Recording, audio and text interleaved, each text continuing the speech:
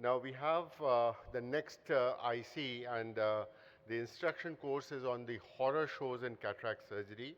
And we do understand that every one of us at one point of time or the other, during a cataract surgery or before the cataract surgery is done, during a pre-operative evaluation, have horrors and chills running down the spine. And the horror can be more so while the surgery is going on. When you are face to face with something that you did not apprehend, something that you did not know, and something that was inadvertent, how to go about those situations. And we have a great faculty of Dr. Arup Bhaumek, Dr. Meenu Mathan, Dr. Ritika Sachdev, Dr. Ashish Majumdar to tell us how the horrors have been tackled, how they have tackled the horrors in their surgical experience. So without much ado, I would like to request Dr. Meenu Mathan, Dr. Ritika Sachdev, Dr. Ashish Majumdar, and Dr. Arup Bhaumek to the stage and to the podium, to the stage, and give them a big hand of applause, because these are people who are really good at very difficult situations in cataract surgery. So I'll start off with my part of the difficult cataract surgery, and that's a traumatic cataract. And believe me, when traumatic cataracts come to your clinic, I'm sure every one of us has the experience. But what is very, very important is a very good preoperative evaluation. And ocular trauma, if you really think how to be, and with the present day times, it is becoming relatively common. And can you believe this? 1/5 of adults experience ocular trauma in some point of their lives. And it's more frequent in young men and women. Now, there was a study performed by the WHO, and it was estimated that 55 million eye injuries occur annually worldwide. So this is something that we are going to face as ophthalmologists in our clinics. And up to 1.6 million lose their sight due to eye trauma. So in developed countries, it becomes a major cause of unilateral blindness, and because of the road traffic accidents that are becoming more and more during these times. So what happens when there's a traumatic injury and to the lens? There could be subluxation or dislocation. Of course, because of the trauma to the lens, there could be cataract, and there could be a phacomorphic glaucoma because of the swelling of the lens. There could be rupture of the material of the lens and the lens fragments, and glaucoma can result. And there could be trauma to the other structures. So this is a very important point, that if the eye is traumatized, and if you find that there's a cataract, be sure that there will be some other structure that is traumatized as well. It can be the optic nerve, it can be the sclera, it can be a posterior scleral rupture, it could be the angles, angle recession. So everything right from the cornea to the optic nerve has to be ascertained. And of course, if it's a road traffic injury, the orbit and the brain also has to be taken into account. So trauma which forms a cataract can be either a blunt or a penetrating cataract, penetrating injury which can cause a cataract. So again, the role of the ocular examination and how to rule out an opal globe injury, and to look up for the intraocular pressure, whether it is high or whether it is low. Both are very, very difficult situations and have to be assessed. The retinal status, yes, if you can see the view of the fundus, is great, but if you cannot, you have to depend upon the ultrasound. And a good ultrasound can elucidate many, many aspects. The retinal status has to be ascertained, and of course the RAPD, the pupillary reaction, and that is so important first and foremost to rule out a nerve injury. Perception of light and projection of rays, and prognosis for the visual outcome. For ultimately, you've got to say, after doing surgeries, after treating the patient, what is going to be the visual outcome. And that's a commitment that you have to give. It has to be guarded. The other thing that I would always stress on is an evaluate. If it's one eye injury, the other eye is 6, 6, and 6, yet there should be a perimetry done for the other eye, which is not traumatized, and it can give a lot of assessment about any other optic nerve injury that has taken place. So in such cases, how do we place the intraocular lens if there's a cataract? And the capsular bag, if it is complete, then a single piece acrylic intraocular lens can be placed in the bag. However, if it is ruptured, and we'll show you a quick few videos, a 3-piece acrylic IOL should be placed in the sulcus. Preferably, if it can be placed in the bag, can also be done. That depends upon the judiciousness of the surgeon and at that point of time what is happening. So the anterior chamber lenses, please avoid, please avoid.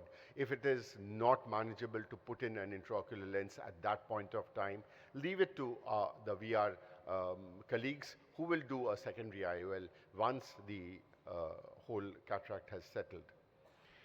In case of no capsular bag support, of course, a scleral fixated lens or a glued IOL has to be taken up. Now, I'd like to show this extreme, horrible cataract situation in which this patient sustained a trauma nearly 10 years ago, waited all the time, and this was the look of the cataract that it was. Now, it was a deep, dense brown cataract. Half of it was subluxating in the anterior chamber. So we placed the high molecular weight viscoelastic, and then so that there was a space created. And after that, we placed the trypan blue and plastered the trypan blue over the capsule so that we could stain the capsule. This is something that we don't do all the time, but we did it this time because the shallow anterior chamber would otherwise make the capsular access very difficult.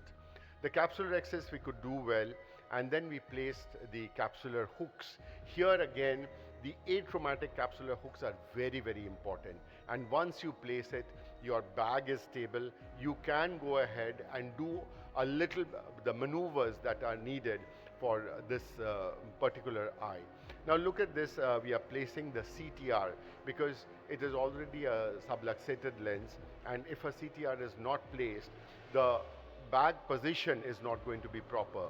So despite the fact that I would be entrapping the cortical fibers when I'm doing a cortical cleaner, we did place it in the bag and in this stage, and see how nicely it has actually centered the whole bag.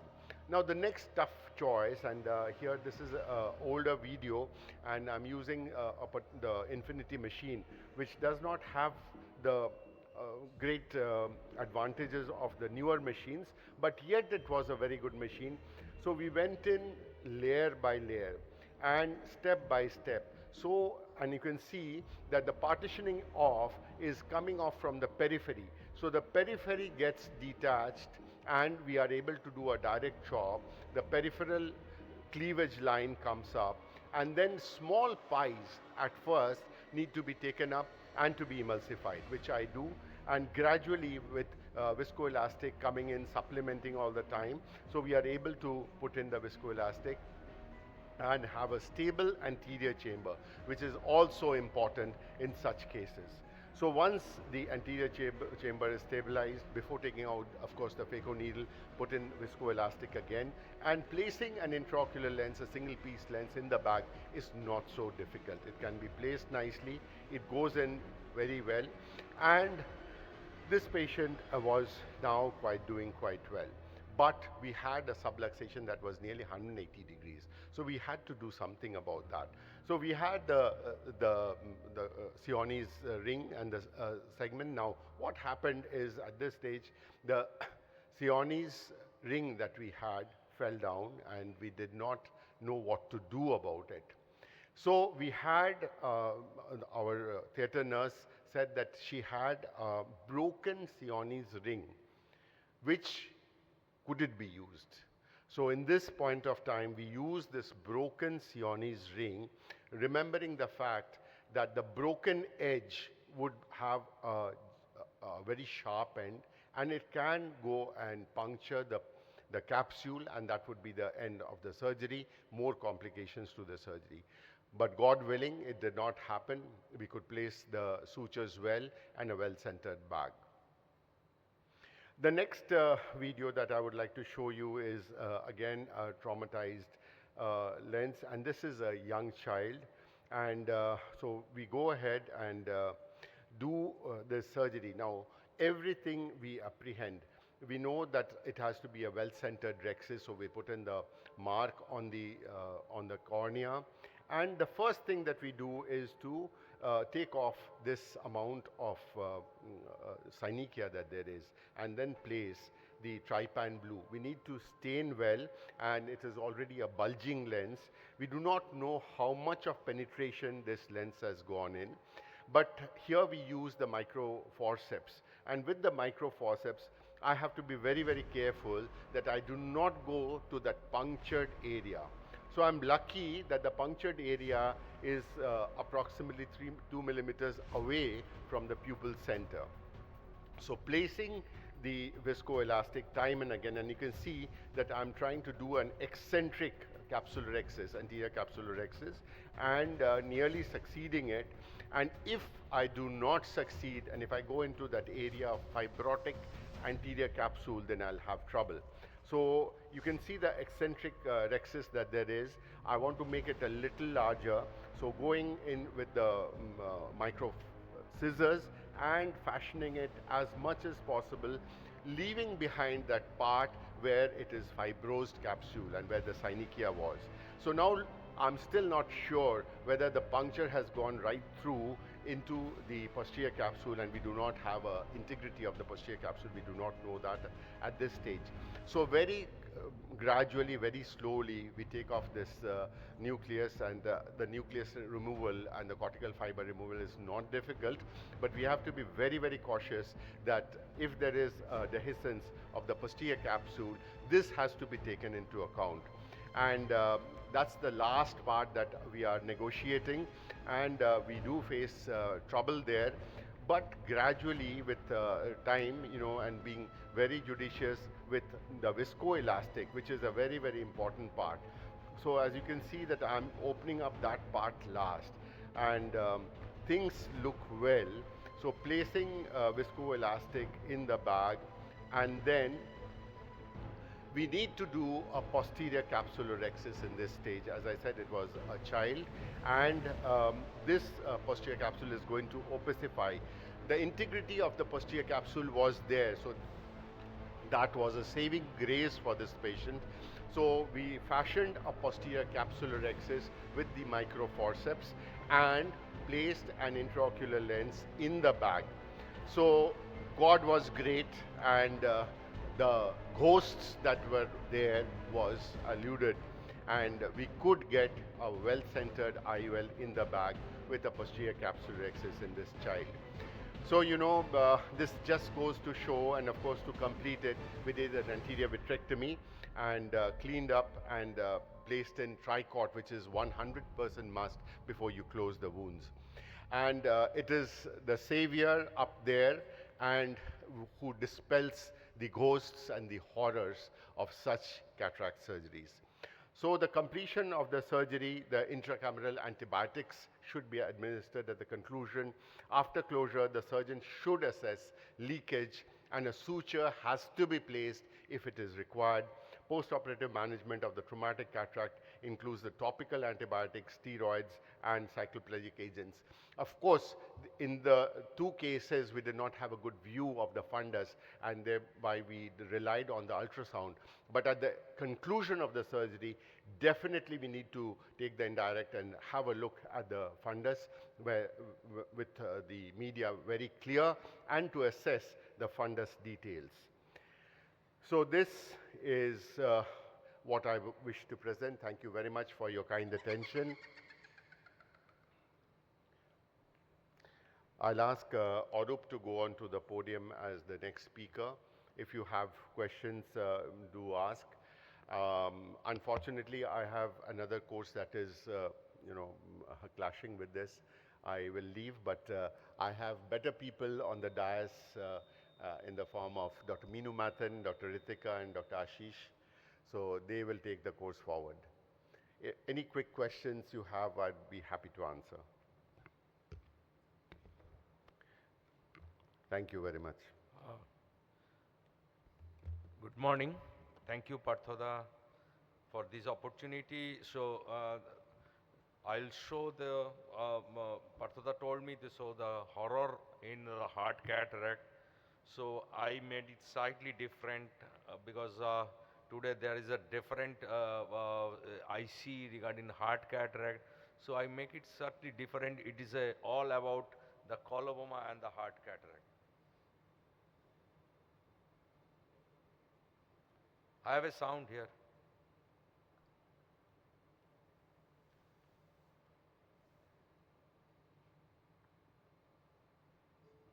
Coloboma challenge, different options. Patients with coloboma of iris and choroid develop cataract at a much earlier age as compared to a normal population. They are often neglected and unfortunately have late presentations. This type of a case with almost normal corneal diameter, minimal genular subluxation and grade 3 nuclear cataract is actually a rarity. Capsular exit initiated with a needle cystitome.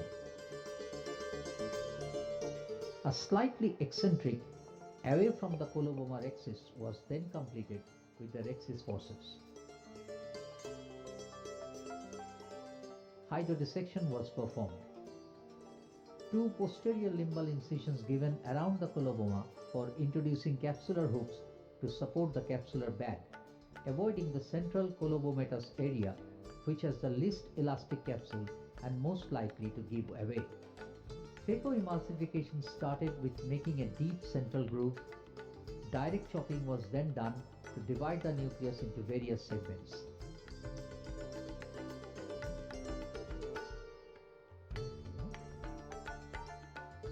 The fragments were emulsified.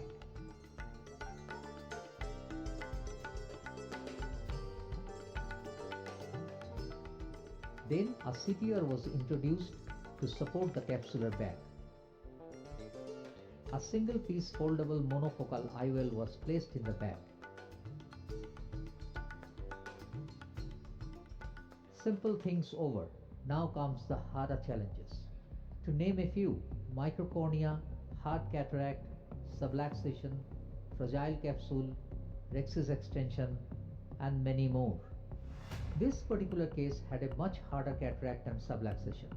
Capsular bag was stabilized with 4 capsular hooks. Chopping of such a hard nucleus was never easy.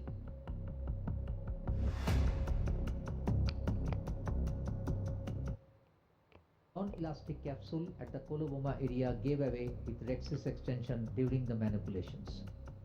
The divided fragments were maneuvered out of the bag into the antechamber. They were then emulsified gently.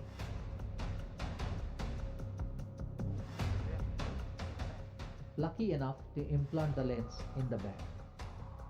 This case was having an almost normal corneal diameter, minimal subluxation, but with a brunosant cataract. Posteriorly placed iris hooks were used to dilate the pupil maximally. Chopping and dividing the posterior plate was extremely difficult.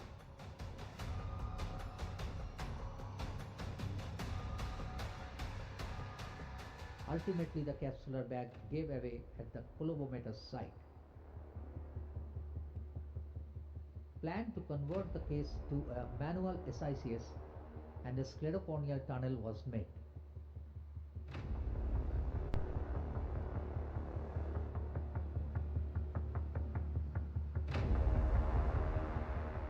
Pars plana vitrectomy was done to manage vitreous loss and to prevent further capsular tear extension. Nucleus was delivered using irrigating vectis.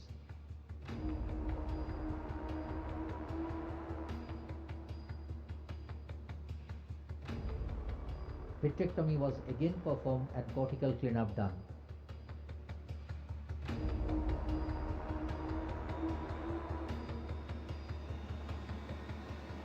Multi-piece IOL was implanted in the sulcus as the corneal diameter was near normal. This was further challenging.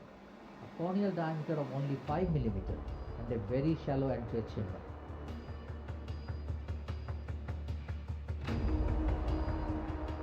Manual SICS or extracapsular cataract extraction with a resultant aphakia is the only option.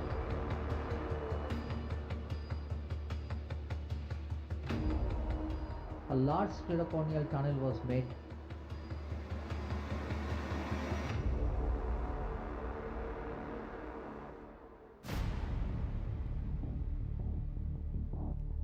Multiple iris sphincterotomies done to widen the pupil. Anterior capsule was opened with needle capsulotomy. Nucleus was very hard and near normal size.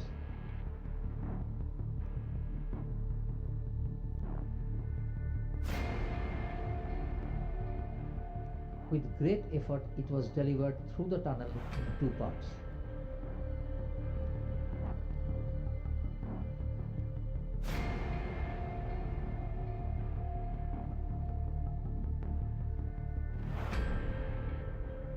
Wound closed with sutures and patient was left aphakic. This case of gross subluxation with dense Brunnerson cataract had a corneal diameter of 7 mm.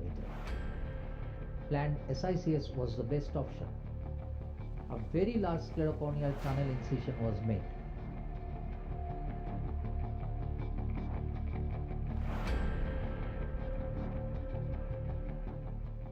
Multiple iris sphincterotomies done to widen pupil diameter. Nucleus was really thick and large.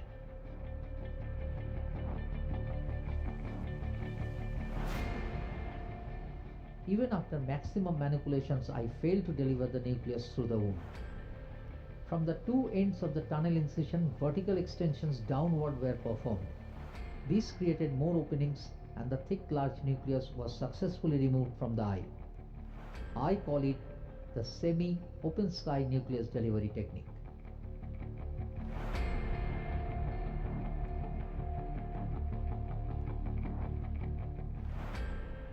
This very unfortunate patient had only a 4 mm corneal diameter, gross nystagmus and a mature subluxated cataract.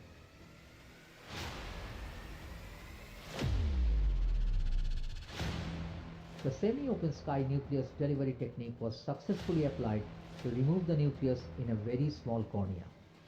Between 2016 and 2019, we operated 223 cases of coloboma associated with cataract. Phacoemulsification was done in 118 cases, manual SICS in 105 cases, with semi-open sky technique employed in 25 cases. Microcornea was the most common association noted, followed by subluxation and genular absence. So the take-home messages are: corneal diameter is the key factor in deciding about the preferred surgical method in these cases. Greater than 7 mm in diameter, phacoemulsification is the choice. Less than 7 mm in diameter, manual SICS or extracapsular cataract extraction.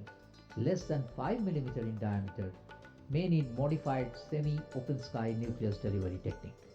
Extreme cases of subluxation with or without hard nucleus, be prepared to change your strategies. Should know when and how to convert from phacoemulsification to manual SICS technique. Thank you. Thank you so much. I think Dr. Minu. Thank you, Dr. Arup. This is really a horror show because we all got a little stunned by seeing all that. And so what is your opinion on the classical ECC two-planar incision at the limbus and opening from 180 degree opposite, making a 180 degree opening? Yes, if you're the most of the cases the nucleus is a normal size, and if it is a less than 5 millimeter and all 5 millimeter, even up to 180 degree you cross, you cannot, your incision size is only 6 millimeter.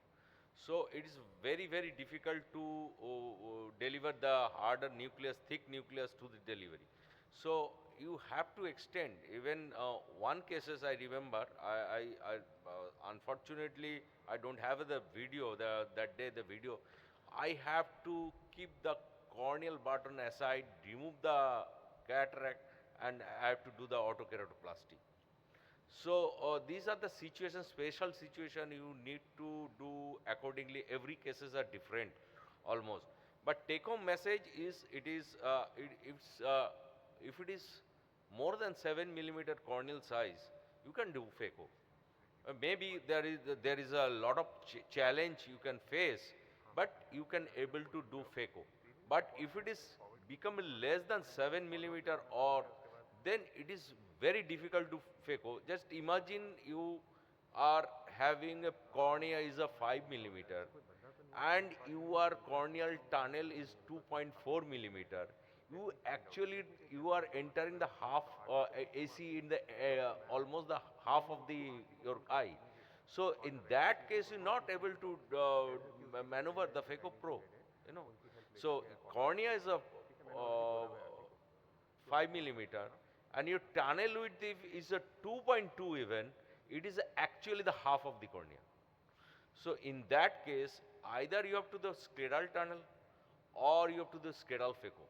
You know that the scleral, that making a absolutely scleral tunnel and doing phaco, it's a very, very difficult, right? Because the valve action is not there. So it is better to go for the manual SICS and other, yes, in cases when the cataract is 5 mm or more than 5 mm, you can try simple ECC. Even then you can cross the pars plana also. So you have to remember this, all that you have to identify the where is the pars plana actually the patient having. But you should not injure the pars plana. Behind the pars plana you can injure the retina actually. Thank you very much. You do it in a setting where the VR surgeon is also on backup, or? Yes, yes, definitely.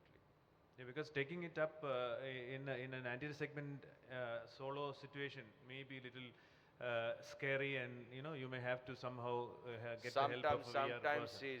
Sometimes is better to go for the posterior approach. Is a do the just lensectomy, vitrectomy. It is a 5 mm cornea. Cataract is not very hard.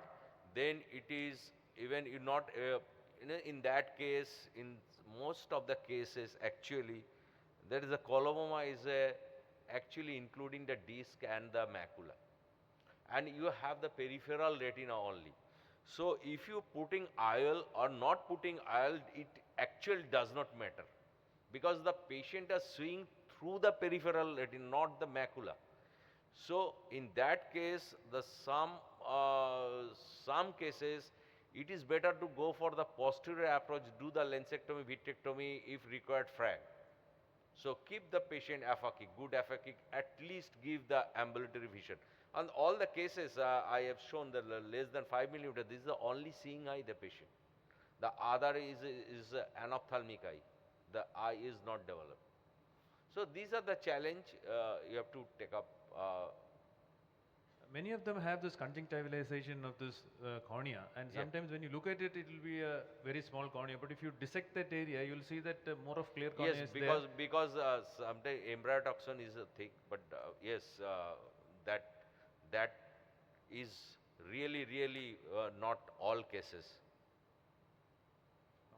Thank you, Dr. Arup. And welcome, Dr. Gaurav. He also has to go to OPL, I think. Yeah. That is why his attire is like that. Yeah. So anyway, he'll talk to us on subluxated cataract. Yeah, yeah. Thanks, and so Partha pushed me out of the OPL saying, you go and give your talk there. I said, okay.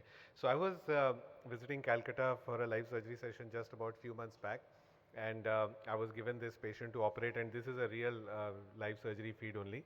So they said that you can do one challenging case and one regular case. I said, okay. And this turned out to be the challenging one. So patient had a Morgagnonian cataract, and this is how it looked on the slit lamp. It had been seen, and the capsule didn't look very healthy, and you can see the nucleus, kind of resting there.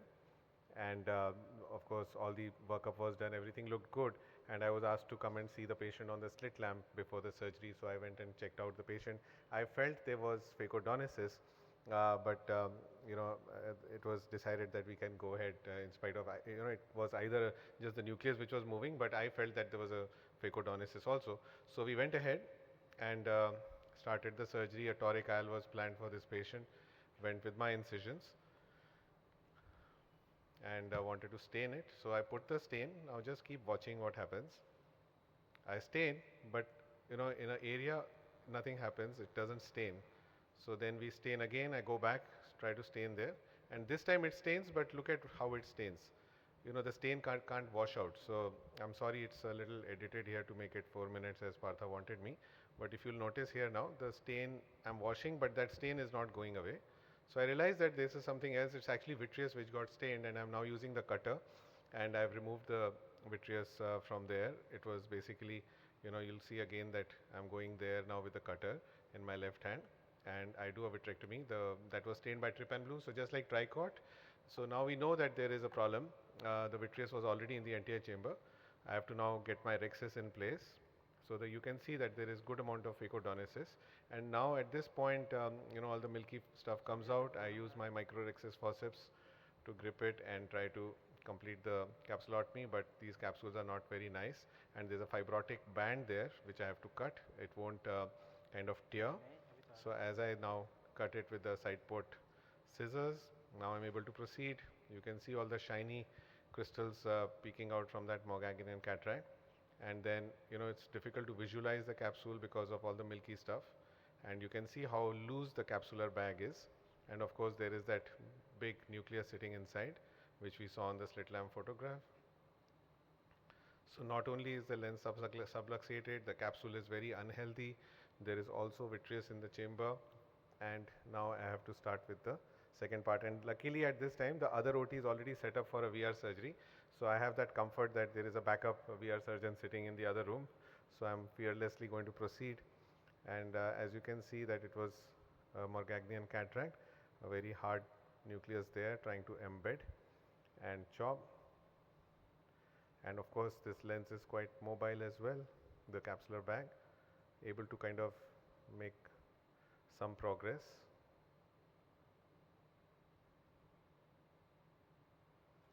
And all this is happening in real time, so it's a live surgery, and I'm getting all kinds of commentary from behind that why don't you do this and why don't you do that. You can see on the left here in that small window is all the people standing around and trying to give me a lot of guidance. And when you do it in your own OT setup, it's a different matter, but when you're operating in a live surgery environment, it becomes all the more challenging. So Morgagnian cataracts can be better dealt with, pushing them against the equator of the bag, except that in this case the bag itself is suspect. So somehow we have to ensure that our chopping happens without putting any stresses on the bag.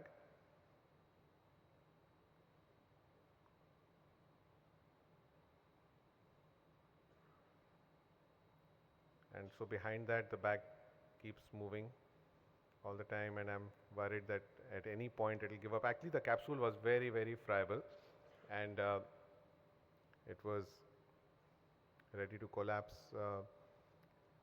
at any time and come into the phaco-port. So managed to get that nucleus out.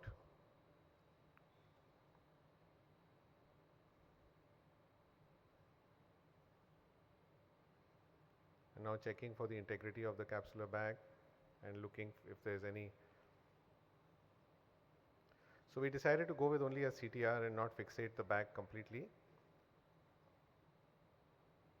And I'm passing a suture through the eyelet of the CTR because I'm not 100% sure this is not going to dislocate into the vitreous cavity, because the bag looked very, very flimsy and I was not sure it's not broken somewhere in the equatorial area.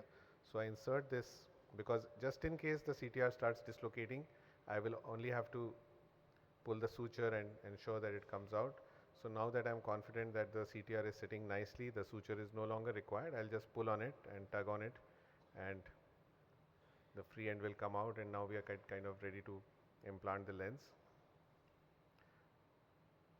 and thankfully we could complete that surgery. And while there's no horror in this, the only thing challenge was that doing this in a live surgery environment and in a new place with a new microscope and a machine which you are not kind of very used to, made it even more challenging than usual. But if there are any comments, I would be happy to. Is there any particular reason you did not apply iris hooks or capsular hooks or a CTR in the beginning? So, if I had felt the need for the capsular hooks, obviously I would have done that. But because I could proceed, it was a Morgagnian cataract. All I had to do was improve my settings so that the nucleus, because I was not using the bag for anything. I was basically getting an embed onto the nucleus and then making sure it's kind of nicely embedded. My phaco tip is embedded nicely, and I can chop. Of course, if they were like a big nucleus which was needed manipulations and like posterior plate cracking and all that, I would have had to put in a capsular hook, because then there would be a backward force on the capsular bag. Here it was like a free floating nucleus which was just inside the bag. I just wanted it to remain there and crack it with just chopping maneuvers, where I was not really going to put any forces on the bag as such. So there was no need, and of course I was sitting ready with the CTR. At any point if I felt that there was a need to put in the CTR. Usually if the bag starts collapsing, and especially like towards the last one or two fragments of the nucleus when they are left, you see that the support of the nucleus is lost. The capsular bag, if it's really, really bad, it starts collapsing onto the phaco-port. It starts coming into the phaco-port. That's when I would normally immediately put in a CTR. And yes, of course, if there's the lens is dipping down at any one of the places, then I'll put in a capsular hook. But if it's not kind of tilting down at any point, I may not put a capsular hook. I might just put a CTR and get away with it. And then later on decide if I want to anchor it with a capsular tension segment or something. So that's how I usually proceed. But yes, I mean, it's your comfort how you would like to do it. So. And empty bags, when you're doing a phaco in that, how would you think the use of dispersive viscoelastic into the bag would help you, and also changing your flow settings during phaco? So Morgagnian cataracts do carry that challenge because there is no support of the cortex, the epinucleus, all that is missing. And especially if the bag is not healthy, like in this patient, it tends to kind of keep jumping up with even those small changes in fluidics. That post-occlusion surge kind of thing, it tends to come straight into your phaco-port. So putting in viscoat is always great. So when I'm dealing with such bags where there is a suspicion of empty bags, and also if there's some kind of zonular dehiscence or laxity, I love to fill it up with viscoat inside and then proceed with that cover of viscoat which stays there for like maybe 2-3 minutes till you're comfortable. You're absolutely right about that. So also, if you have a Morgagnian kind of a thing, it's good to kind of push it towards the equator of the bag, because that kind of tamponades, and then you can embed more easily. Otherwise, if you're trying to embed it onto a free floating nucleus in the middle, sometimes you won't embed so much. But if you kind of move it away towards the opposite to your phaco incision and take the support of the bag and embed, then it works better. Just like we do for the second half of any nucleus is what I would do. Have you done implantation of an IOL into the bag first and then do the phaco? Yeah. So few Morgagnian cataracts, what I would do is to have that scaffold. It works very well actually. Here, because I was not confident that in the end whether this bag is going to retain even the CTR that I put inside. It doesn't look so difficult here. The bag was looking so unhealthy all the time. I was not sure that there is no kind of puncture in the bag somewhere in the periphery, and whether the CTR will actually remain in the bag or just give way. So right till the end we were not confident this bag is going to be intact. But you're absolutely right that putting an IOL scaffold inside and then emulsifying on top of that makes life so easy. Absolutely. This vitreous in the AC, many times we do not dilate these kind of hypermature cataracts on the slit lamp. But if we dilate well on the slit lamp, if it is the AC is not very especially in Morgagni, you don't get very shallow antechambers. Then you will see this kind of knuckles in the AC before itself. You're right. The thing was, when we reached the hospital, this patient was not dilated. I saw only through a small 2-3 mm pupil. Obviously, I didn't see the vitreous. Even the phacodonesis was not as evident. So, in fact, I pointed out that this patient seems to have some phacodonesis. But I was reassured with all the notes and everything, that it's been seen properly. And then, of course, patient was dilated, and I operated about 2 hours after that when the patient was already kind of in the OT.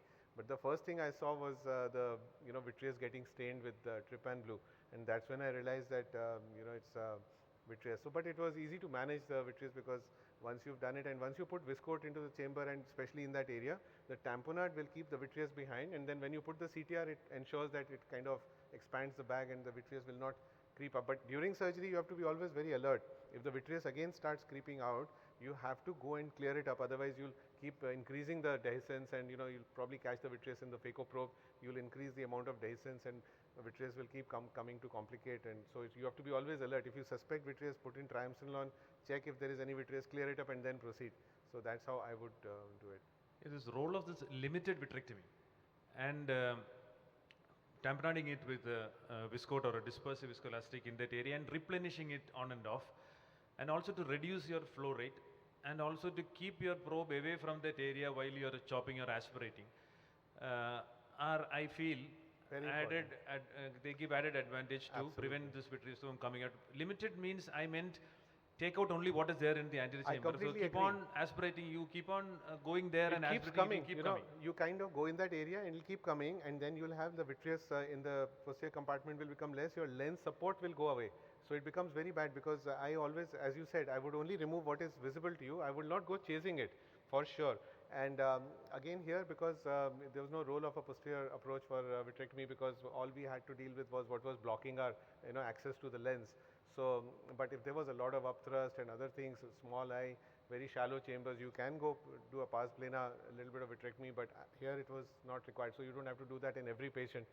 Some people advocate that, all these patients don't do anterior vitrectomy ever and always go from the posterior approach. I feel you have to decide on a case-to-case basis where you can get away with just a decent anterior vitrectomy and where you want to go posterior approach where you have vitreous coming and causing problems to you with upthrust. And lastly, cutting the capsule, the fibrotic capsule. Many of us feel that it will weaken the rexes, and usually, as you have shown, it doesn't give way just like that. So you can boldly cut on the this one when you are running into that area during your rexes. You don't have to, but then beyond it or away from the tear or the fibrosis, if there is a nick, then that can be a weak area. So it better flush cut along the tear and then continue on. And during CTR implantation also did not give way. Did not give way. Yeah, so because it's fibrous capsule, and you're right, only thing is that you have to remember that that area is going to be a little weak, and if you are doing any maneuvers like during the IOL or cracking the nucleus, you have to be careful that that particular area is not kind of stretched. Otherwise, that's a weak point of the rexus, and you should always be careful. So. Any more questions to Dr. Gaurav? He's going to leave. He's going There's to one go to. question.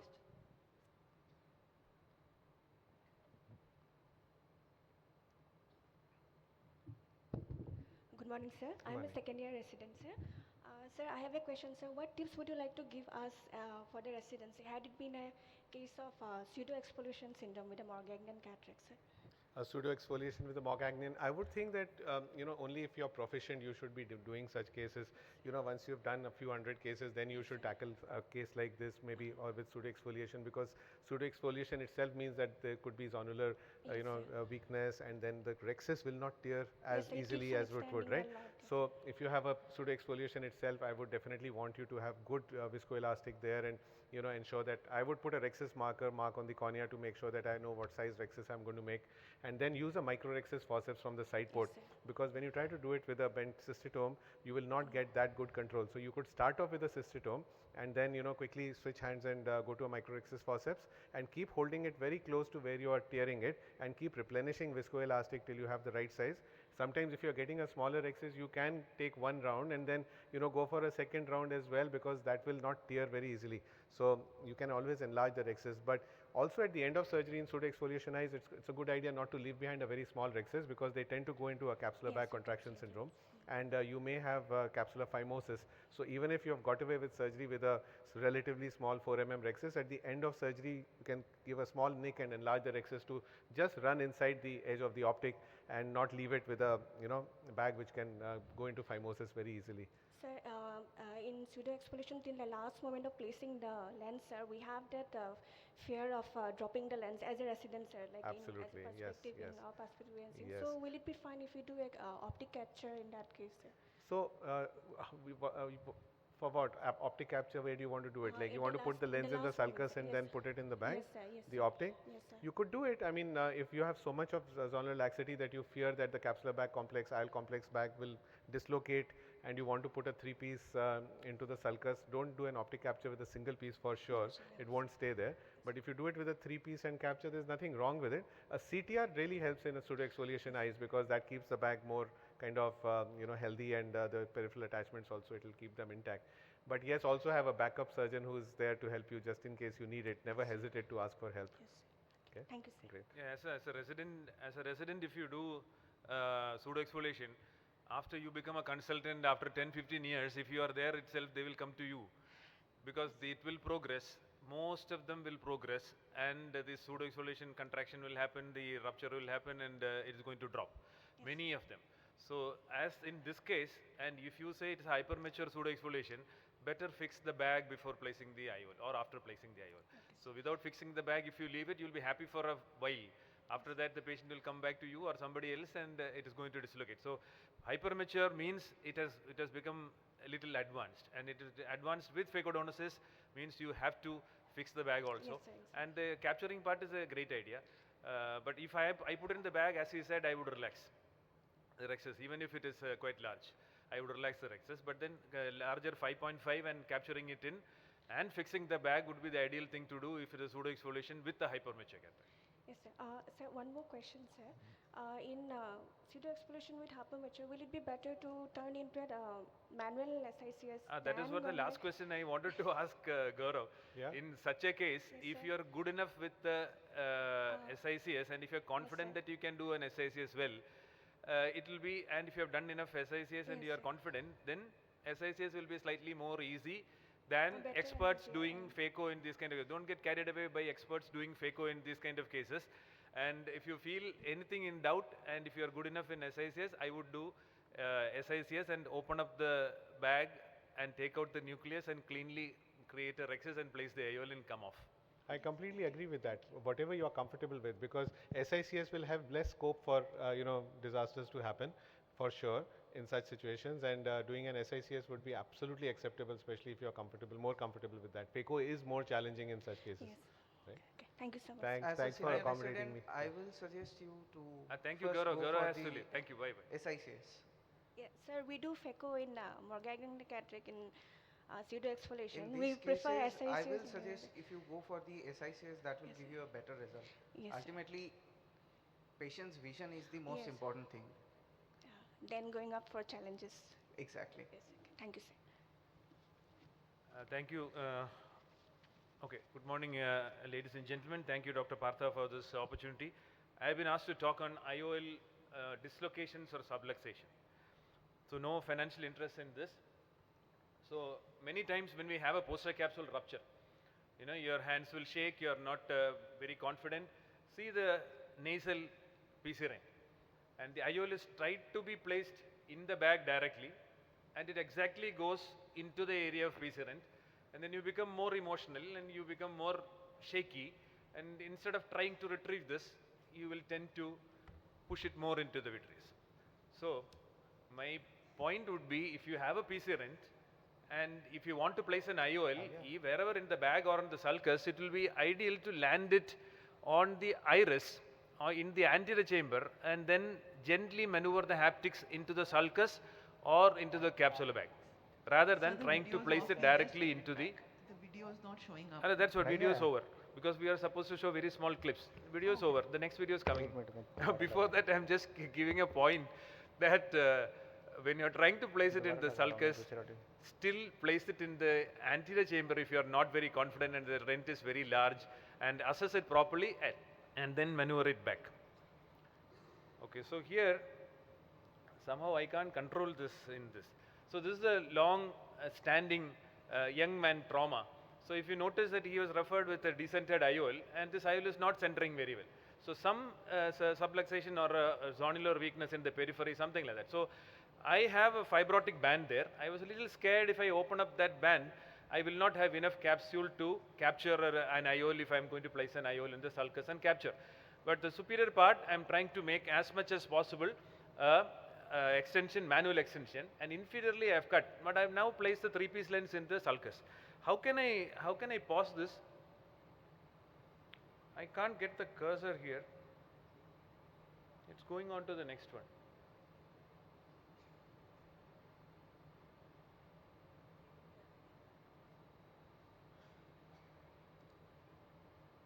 Anyway, so can you help in pausing this? So the point is, when you have this kind of a very young person with a long-standing this one, how can you make it full screen and I can have the cursor? The point is, there are fibrotic bands which are actually very, very strong. But if you hit them and cut them, it may extend to the periphery sometimes. So we got to be very careful in cutting them. But with the manual scissors and cutting, it may not be easy to cut because it is very fibrotic. We will have to cut it with either scissors or with your vitrectomy probe. That's okay. If it's not possible, it's okay. This should go. This presenter view should go. Anyway, let's play this. That's okay. Coming. So, idea is not to touch on that Sommerings rings there. The Sommerings rings there is all secluded onto one side. So, I would not touch that to enlarge the capsule, otherwise you lose the intact rim of the capsule which is already there. So I use vitrector, reduce your cut rate, and then slowly munch edges of this fibrotic band. So you get fine cuts. It will look like a continuous cut, and you can very closely go and cut it very close, very small bites each time, and then make it uniform. And after this, place your IOL and see. This is again slightly small. So I take a bold decision to go again and cut this, but see, it doesn't cut over to the periphery or it doesn't extend. So it remains very stable. This is the advantage of a long-standing fibrotic capsule. After that, I posterior capture this. So I capture this lens into the opening which I have created on the posterior capsule. Anterior and posterior capsule are all fused. So with the eye movement also, there is no movement. And when you construct the pupil, see both these Purkinje images are overlapping and it is well centered. So another one which was referred to me, the patient was having mostly glare. Vision was six parts. Glare was the main issue. So when I constructed the pupil, see the pupil extended or peaked towards one side. There is some fibrotic area there on the iris which is making the pupil peaked.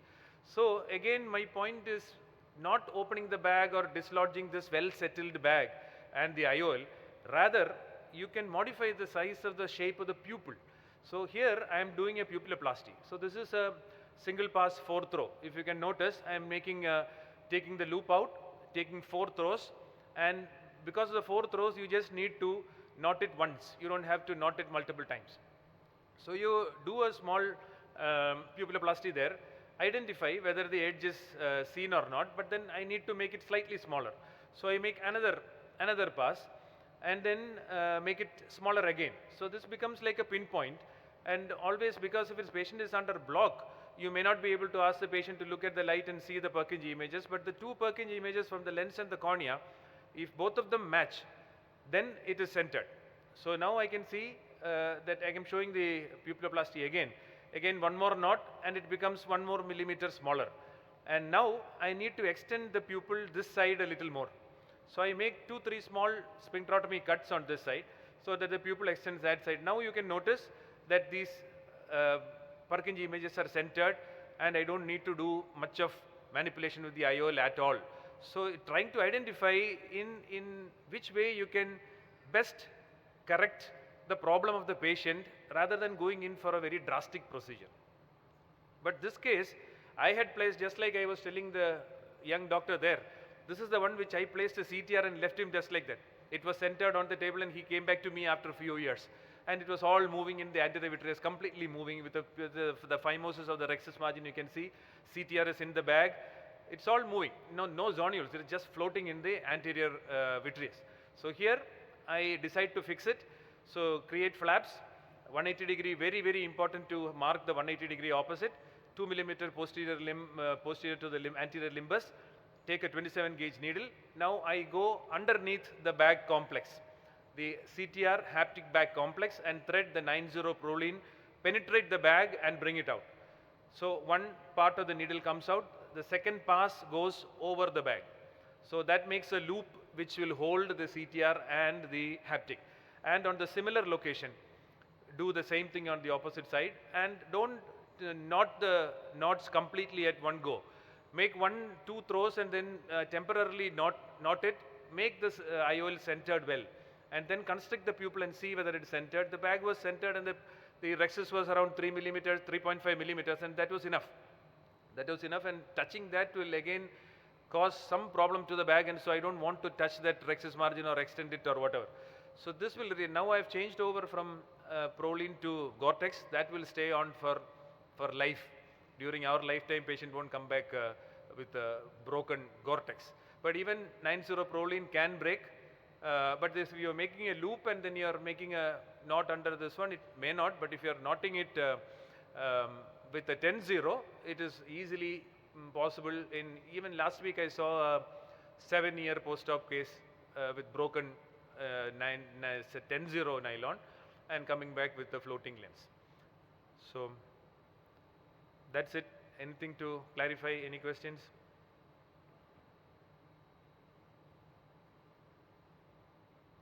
So Any if there are questions from the audience?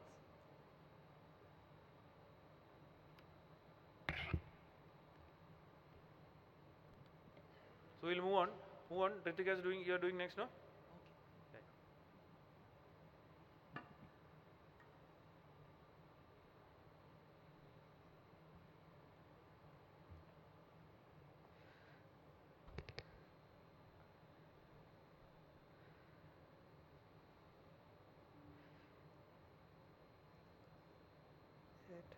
Is it?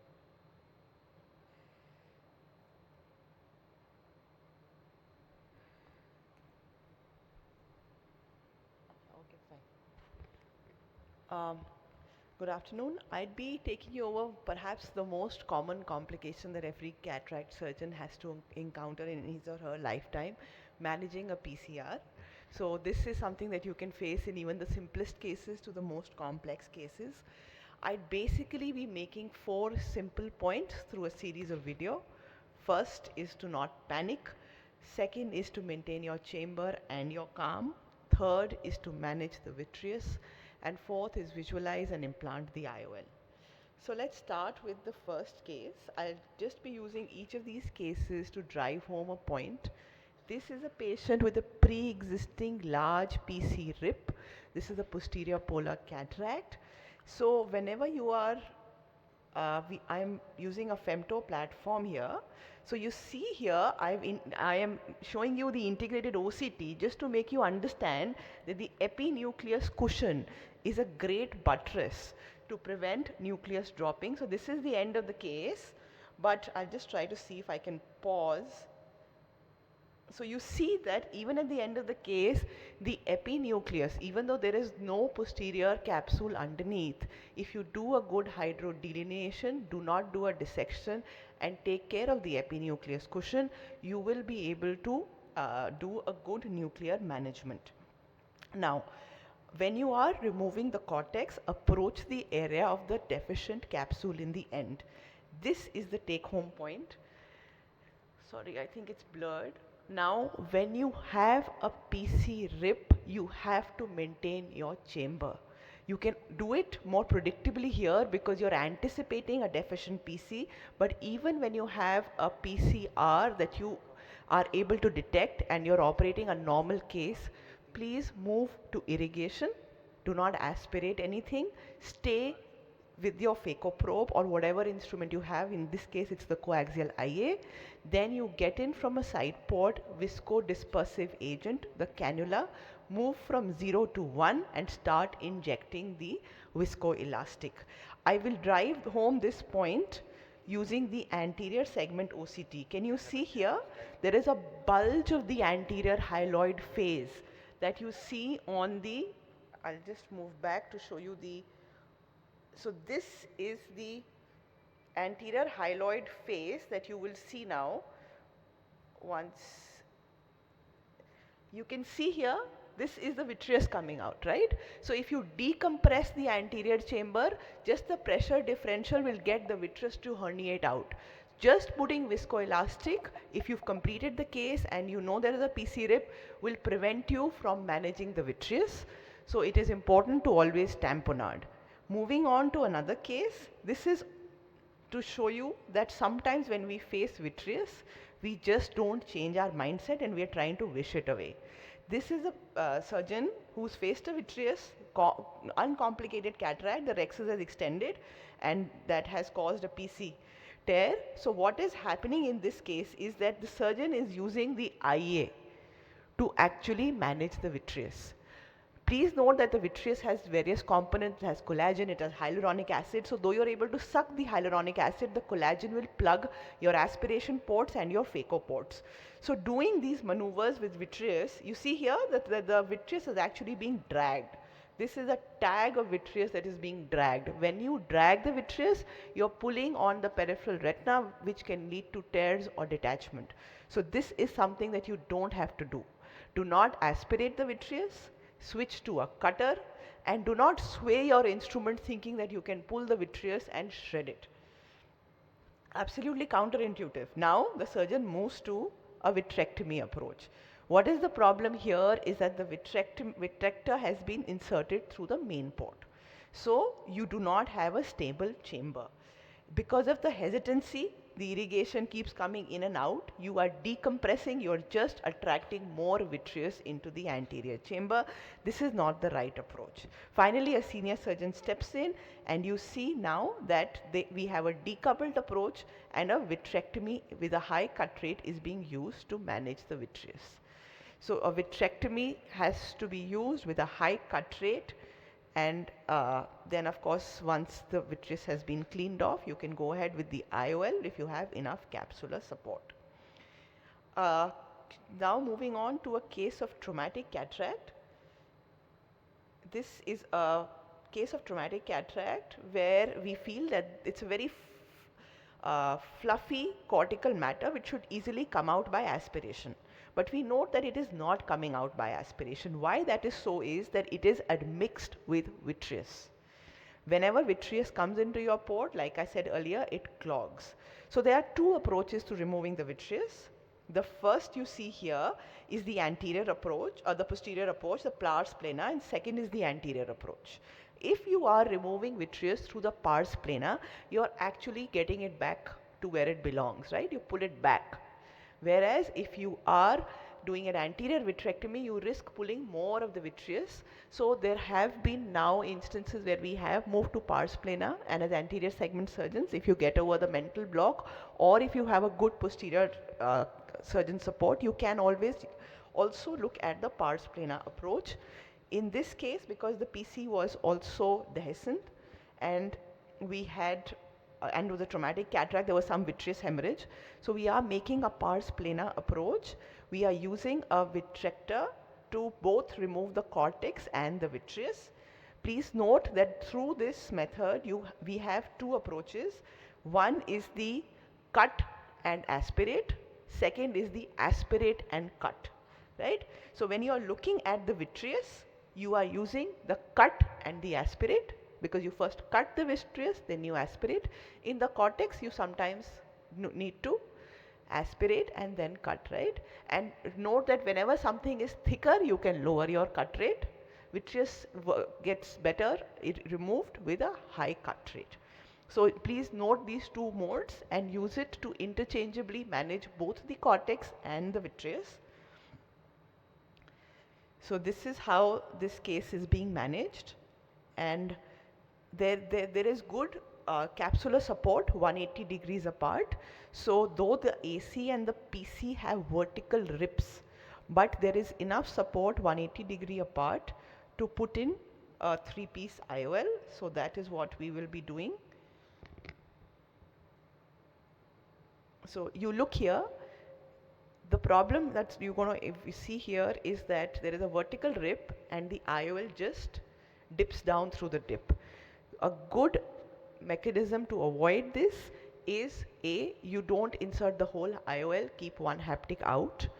As a young surgeon, you may also suture, like Dr. Gaurav had shown, into the CTR if you feel that the IOL may not be as stable. However, we are able to dial the IOL well in this case, and therefore the IOL sits well. Now I'll be just showcasing a small video to show you the posterior approach. Another important thing that you must note is that vitreous stains well with triamcinolone because the triamcinolone impregnates the various pockets in the vitreous. So this helps you detect the vitreous, and though the older videos don't have triamcinolone, I'm showing you a recent video. Now this is a subluxed cataract. Because there is vitreous in the anterior chamber, again you will not be able to do phaco because vitreous will clog the port. So this is a triamcinolone staining. You see when we are using the posterior approach, you see how it just moves back. This is how it moves back and things get cleared up. This is the end of the surgery where we feel that we have cleared off as much vitreous as is there, but you see the triamcinolone is helping you detect little strands of vitreous that are actually incarcerated in the wound. So triamcinolone staining and visualizing vitreous in its entirety is very important intraoperatively and even at the end of surgery, so that you don't leave a patient with incarcerated vitreous or vitreous in the AC, because this increases your risk of corneal damage, glaucoma, CME and post-op retinal problems. For those who want to move on to the pars plana approach, I'm just showcasing a small video that we now have. We have a 23 gauge trocar cannula system that we usually use. This is how it looks like. This is a typical non-valve trocar cannula system. This is a 23 gauge trocar cannula system. This comes with 3 scleral plugs also. Is the audio?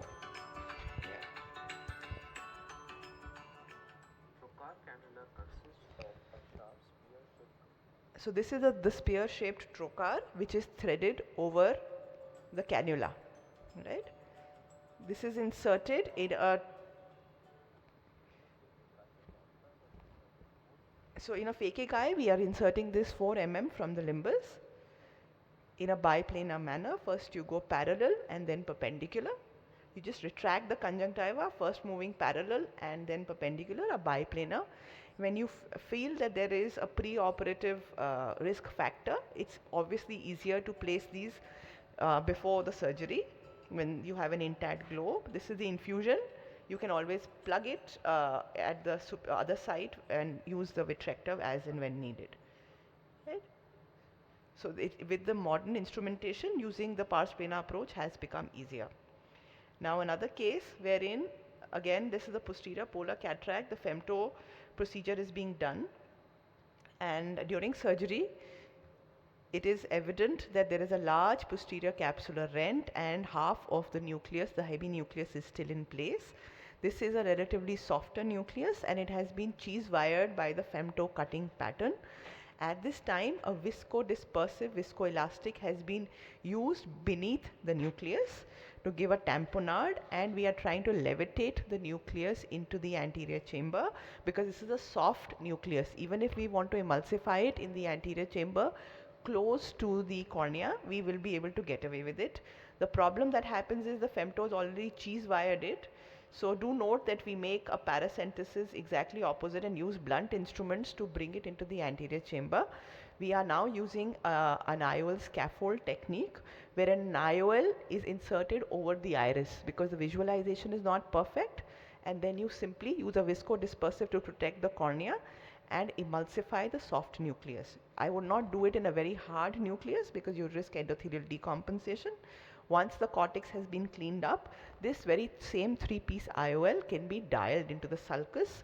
A note to IOL power adjustment when you're looking at a 3-piece IOL in the sulcus to the tune of 5%, approximately 1 diopter, is an important thing that we sometimes miss.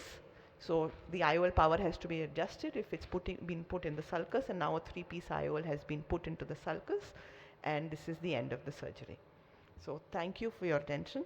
If there are any questions, I'll be happy to answer. Ashish, you could get your presentation ready. Any questions to Dr. Ritika? An extensively covered to PCR and the management of a nucleus during capsulotomy and PCR, and the use of a trocar cannula. As she has mentioned, using trocar cannula as an anterior segment surgeon will be a little challenging. We'll think that it is very difficult and all. So if in a compromised soft tie, if you're trying to do this, it will feel more difficult. So try to learn it in regular eyes, go to VR rooms, ask them to give you a chance to do that, and get the globe firm before you insert a trocar cannula, especially when you have a compromised situation like a PC rupture. So because we are short of time, I think we'll move on to Dr. Ashish, who will talk to us on distressed cornea and cataract.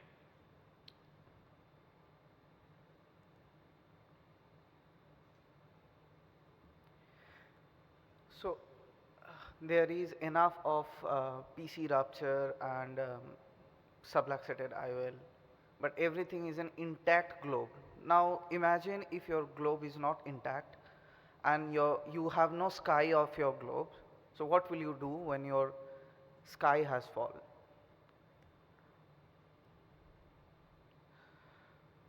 So there is a procedure which is known as open sky procedure. That is, when we do cataract surgery in a keratoplasty situation where we do cataract surgery with keratoplasty, there is no cornea over there. So it's an open sky procedure just like ECCE. So there are few points to be noted, that there are certain complications can occur intraoperatively and also in postoperatively. Intraoperatively, most common is capsular rupture that can lead to vitreous loss. Also there is iris sphincter trauma, difficulty in cortical wash, uncertain placement of the IOL. There is difficulty in suturing of the corneal graft in cases of contact with iris and lens, and the dreaded complication is suprachoroidal hemorrhage. And in case of postoperative complications, there is poor refractive outcome, peripheral synechia can occur, and PCO formation is very common. So I am showing you a few cases. Like in this first case, there is a corneal opacity. So where I am trying to do penetrating keratoplasties. So while opening the whole cornea, after opening the cornea, I can see that there is a adherence with the cornea and iris, so which is already decompensated the iris tone, and now there is a intumescent cataract. So for that I have done an cataract extraction. So after hydro dissection, which I done with the Simcoe cannula, I simply just take it out with a push, and no further steps required. So after taking out the cataract, what happens, due to the positive vitreous pressure, the posterior capsule comes above.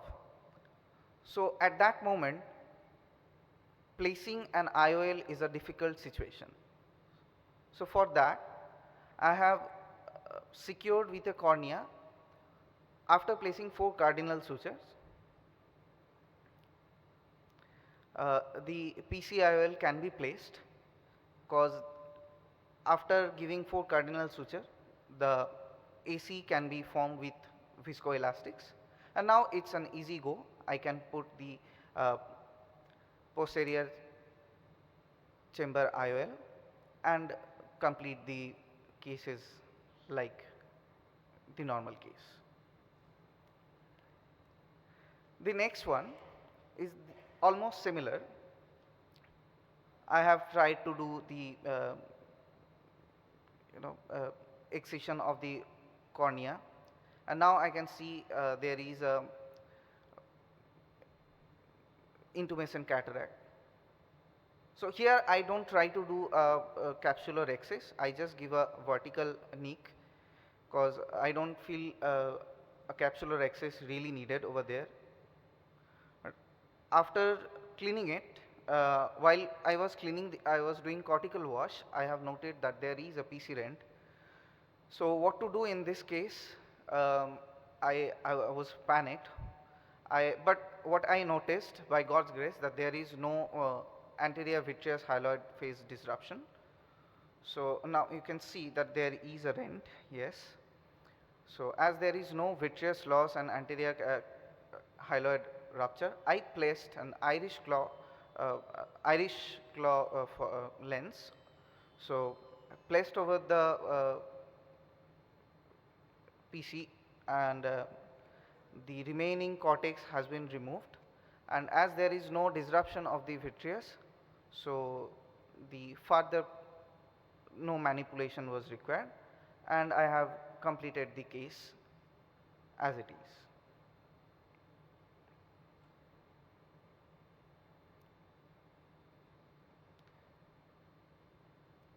The next case was a bit challenging.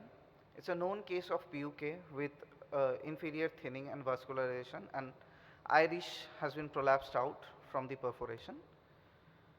So what I tried, I tried to do an annular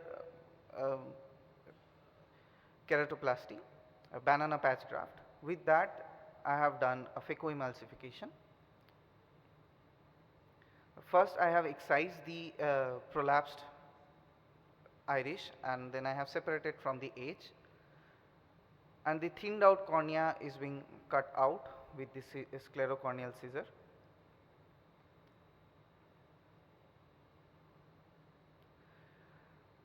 Now, a customized graft has been prepared.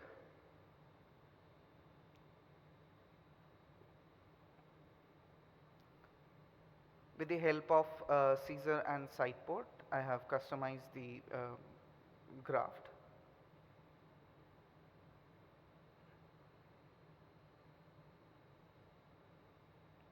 And trimming according to the size, I have placed 4 sutures over the place, over the defect.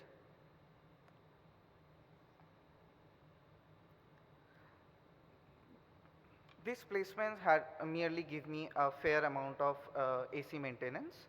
So now I have proceed for the phacoemulsification.